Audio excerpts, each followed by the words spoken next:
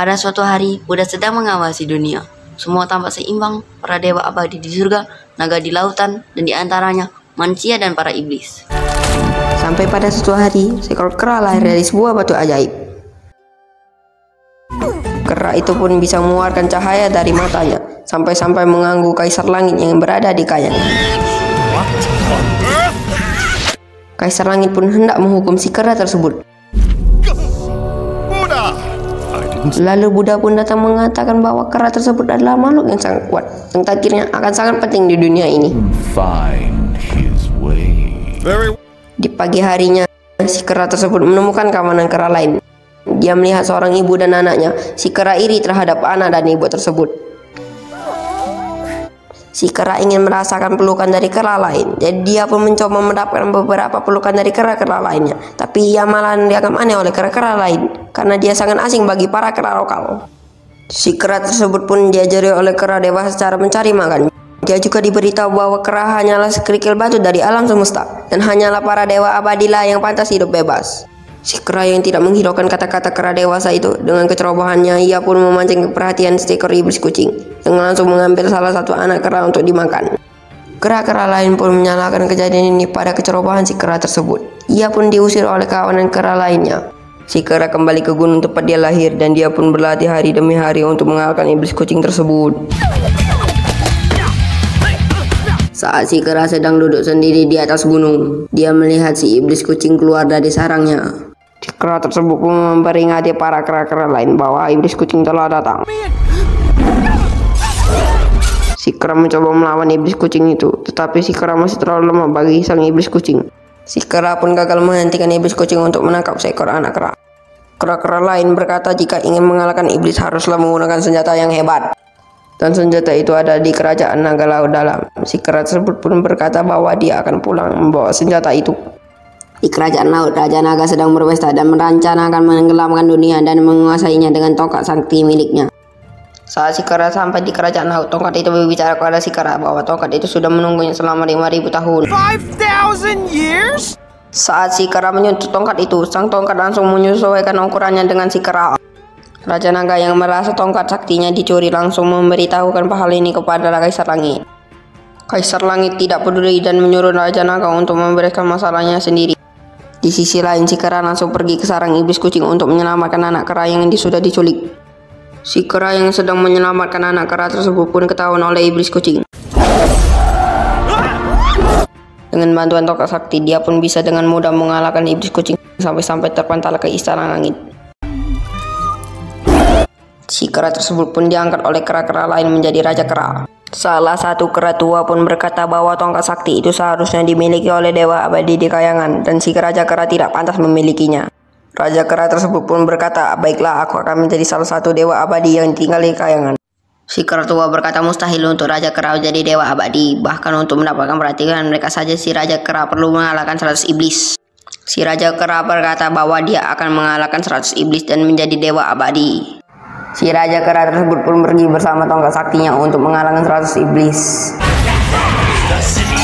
99 iblis pun sudah dikalahkannya. 99 demons down, 1 to go. Saat si Raja Kera mencari iblis ke-100, dia menemukan sebuah desa kecil yang sangat sunyi. Raja Kera menemukan semua warga sedang bersembunyi di sebuah rumah. Si Raja Kera memperkenalkan tongkat dan dirinya kepada warga desa. Akan tetapi warga tidak percaya dengan si Raja Kera karena mereka belum pernah mendengar tentang si Raja Kera. Tiba-tiba seseorang yang bernama Lin datang dan menyakitkan bahwa si Raja Kera bisa mengalahkan iblis yang meneror desa ini. Si Raja Kera tidak mengenal siapa Lin dan bertanya kepadanya. Lin mengaku bahwa dia adalah penggemar nomor satunya Raja Kera. Si Raja Kera itu pun pergi melawan si iblis gadis merah. Si iblis gadis merah pun menunjukkan wujud aslinya. Tapi Raja Kera dan tongkat sakti mengalahkan si gadis merah dengan mudah.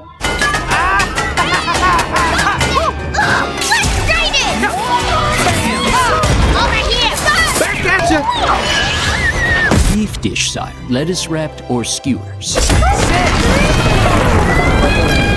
Lin meminta kepada Raja Kera untuk menjadikan dirinya sebagai asisten si Raja Kera, tapi si Raja Kera menolaknya. This monkey, heroes alone. Raja Kera meminta kepada warga desa untuk menyiapkan kebagian kekayangan, walaupun warga desa tidak terlalu senang karena desa mereka hancur saat pertarungan tadi. Saat acara perayaan pun tiba. Tetapi saat mereka menunggu Dewa Abadi menjumpai Raja Kera, malah Raja Naga yang datang ingin mengambil tongkatnya kembali. Saat si Raja Naga sedang mengalihkan perhatian si Raja Kera, kedua anak buahnya pun mengambil tongkat si Raja Kera. Si Raja Kera itu pun langsung mengejar kedua anak buah si Raja Naga dan mengambil kembali tongkat saktinya.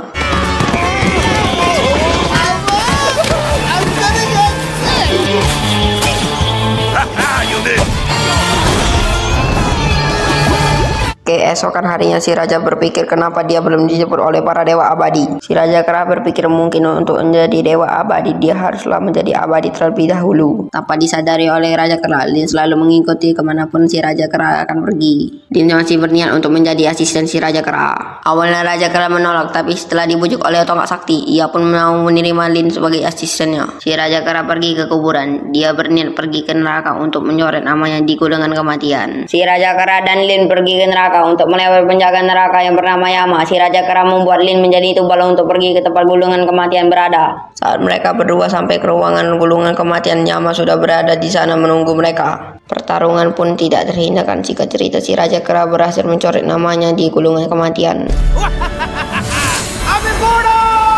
Yama langsung menghubungi Kaisar Langit. What's up, Yama? Or should I say, what's down? Raja Kera itu pun menyela pembicaraan mereka dan meminta Kaisar Langit untuk menjemputnya. Kaisar Langit menolak karena si Raja Kera masih setengah abadi dan dia masih bisa mati di pertarungan. Yama pun keceplosan tentang buku kehidupan kekal. Si Raja Kera langsung mengambil buku kehidupan kekal. Kaisar Langit menyuruh Yama untuk jangan membiarkan si Raja Kera pergi. Tetapi singkat cerita si Raja Kera dan Lin berhasil kabur dengan membawa buku kehidupan kekal. Di buku kehidupan kekal tertera salah satu jalan menjadi abadi adalah memakan buah persik kekekalan. Si Raja Kera memberikan Lin 5 menit untuk mengingat jalan menuju kebun buah persik kekekalan. Di sini ada fakta mengejutkan bahwa Lin ternyata bekerja kepada Raja Naga. Diceritakan bahwa Lin adalah gadis dari desa yang sangat gersang dan kering. Lin meminta kepada Raja Naga untuk menurunkan hujan kepada desanya. Raja Naga meminta jika Lin mau mengelabui si Raja Kera, dia akan menurunkan hujan di desanya. Si Raja Naga berencana meracuni buah persik. Dia pun menyuruh Lin untuk mengantar si Raja Kera ke kebun persik itu. Lin pun mengantar si Raja Kera ke kebun persik itu. Better attention! Where is she? Singkat cerita, saat sampai si Raja Kera, Raja Naga dan kedua anak buahnya terkena racun tersebut. Stop it with the dragon! Si Raja Naga dan anak buahnya terseret air sungai dan si Raja Kera pingsan karena racun dari buah persik. Di saat si Raja Kera pingsan, Lin mencoba mengambil tongkat si Raja Kera. Tetapi di saat itulah Raja Kera bangun dari pingsannya. Si Kera bingung kenapa buah persik kekekalannya tidak berhasil.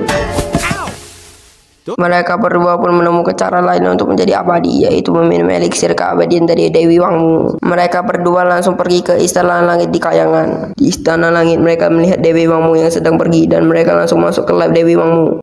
Saat di lab Dewi Wangmu, si Raja Kera dengan tidak sengaja mencium salah satu ramuan Dewi Wangmu yang menjadikannya seekor bayi gerah. Dan si bayi Raja Kera memakan salah satu buah yang memindahkannya ke sebuah tungku. Lin yang ingin memanfaatkan kesempatan ini mengambil tongkat sakti milik Raja Kera. Tetapi di saat itu Lin kasihan terhadap si Raja Kera kecil dan membebaskannya. Lin sadar bahwa si Raja Kera hanya tidak ingin sendiri karena dia tidak mempunyai keluarga atau siapapun saat dia lahir. Saat Lin akan pergi, si Raja kecil mencium lagi ramuan tadi yang membuatnya menjadi normal lagi. Saat mereka akan meracik ramuan keabadian itu, Dewi Wangmu datang dan ingin menghukum mereka berdua. Jadi sekarang si Raja Kera akan melawan Dewi Wangmu, sementara Lin akan meracik ramuan keabadian dan mengaduknya dengan tongkat sakti.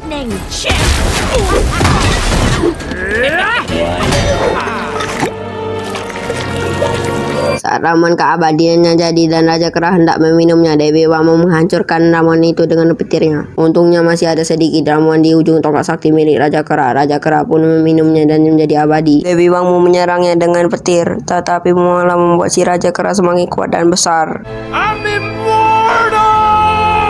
Dewi Wangmu hendak memanggil dewa-dewa yang lain. Si Raja Kera berniat mengalahkan seluruh dewa yang berada di kerajaan langit. Lin yang tidak ingin si Raja Kera bertarung dengan dewa-dewa lain memakan buah yang membuatnya terjatuh dari istana langit. Si Raja Kera langsung menyelamatkan Lin dari terjatuh.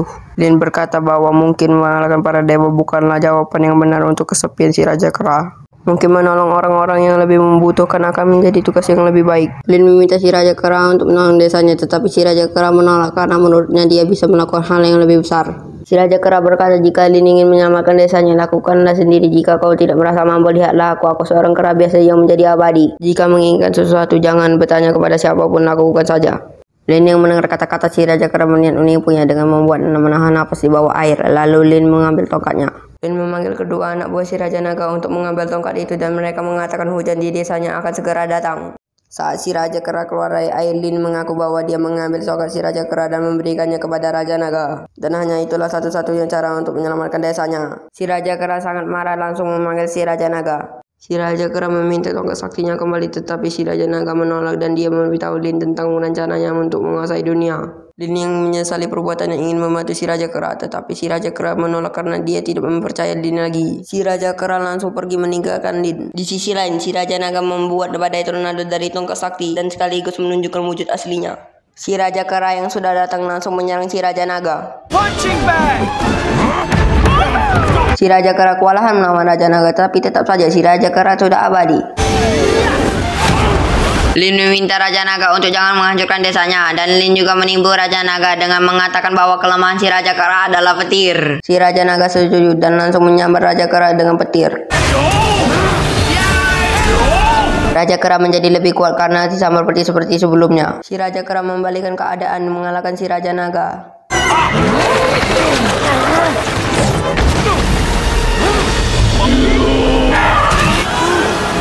Okay, you can have the stick. Ow. Tetapi si Raja Kera malah belum puas. Dia langsung menantang Kaisar Langit dan juga menghancurkan Istana Langit. Kaisar Langit yang marah memanggil Yama dan Dewi Wangmu untuk membantunya mengalahkan Raja Kera. Crimes! My crimes! You!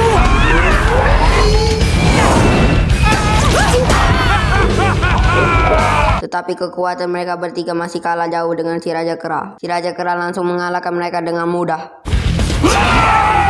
Melihat si Raja Kera yang membuat kekacauan, Buddha datang dan hendak menghukum si Raja Kera. Lin memohon kepada Buddha untuk jangan menyakiti Raja Kera dan mengatakan bahwa si Raja Kera hanya takut sendirian. Buddha pun menyuruh Lin untuk menyadarkan si Raja Kera dengan memasuki tubuh Buddha itu sendiri. Lin mencoba untuk membujuk si Raja Kera, tetapi tentu saja si Raja Kera menolak. Lalu Lin menantang si Raja Kera untuk melompat dari tangan Buddha. Jika si Raja Kera bisa melakukannya, ia akan menguasai kayangan. Tetapi jika ia gagal, dia akan dikurung di bumi untuk waktu yang sangat lama. Si Raja Kera yang merasa itu sangatlah mudah, langsung melompat dari tangan Buddha. Ia melompat sangat jauh sampai pergi ke ujung alam semesta. This is the edge of the universe! Si Raja Kera menandai tempat dia berada. Tetapi ternyata dia tidak pernah meninggalkan tangan Buddha. Dan ujung alam semesta yang dia lihat hanyalah ujung jari Buddha. Buddha mengurungnya di gunung 5 jari dan menyuruhnya untuk menenangkan dirinya. Lin berterima kasih kepada Buddha karena telah membantunya. Buddha mengatakan bahwa takdir Raja Kera masih ditulis dan dunia akan membutuhkannya suatu hari nanti. Seperti dunia yang membutuhkan Lin. Buddha pun pergi. Keesokan harinya Lin mengunjungi si Raja Kera untuk terakhir kalinya sebelum Buddha menutup gunung itu sepenuhnya. Si Raja Kera menyesal karena sudah membuat kekacauan. Lin memberikan kembali tongkat sakti milik si Raja Kera. Lin juga mengatakan bahwa si Raja Kera hanya ingin disayangi dan takut sendirian. Lin berterima kasih kepada Raja Kera dan juga sebaliknya. Si Raja Kera juga mengatakan, teruslah menulis takdirmu. Buddha pun menutup gunung 5 jari untuk waktu yang sangat lama. 500 tahun kemudian, Biksu Tong dan kelompok meminta Raja Kera untuk menemaninya dalam perjalanan ke barat. Dan Raja Kera dengan senang hati menerimanya. Jadi, itu dia untuk seluruh alur cerita The Monkey King. Sebelumnya, admin ingin memperkenalkan channel Mantisme Movie. Dan untuk mendukung channel ini, mohon tinggalkan like dan share. Karena itu akan sangat membantu channel ini berkembang. Dan sampai jumpa lagi.